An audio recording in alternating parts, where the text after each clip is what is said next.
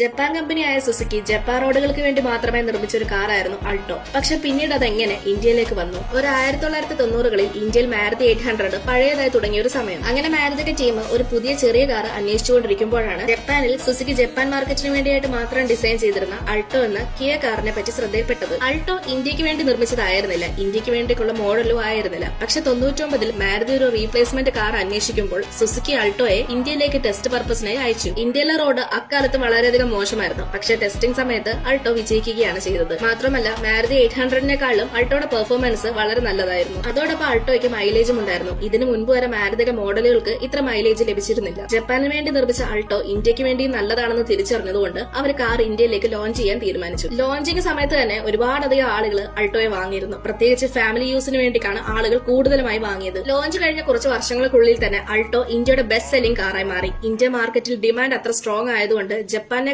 കൂടുതൽ അൾട്ടോ ഇന്ത്യയിലാണ് സെയിൽ നടന്നത്. നിങ്ങൾക്ക് മാരുതി സുസുക്കി കാറുകളിൽ ഏറ്റവും ഇഷ്ടമുള്ള കാർ ഏതാണെന്ന് കമന്റ് ചെയ്യൂ. ഇതുപോലെയുള്ള കൂടുതൽ വീഡിയോസ് കാണാനായി ചാനൽ സബ്സ്ക്രൈബ് ചെയ്യാനും ഇൻസ്റ്റാഗ്രാമിൽ ഫോളോ ചെയ്യാനും മറക്കല്ല്.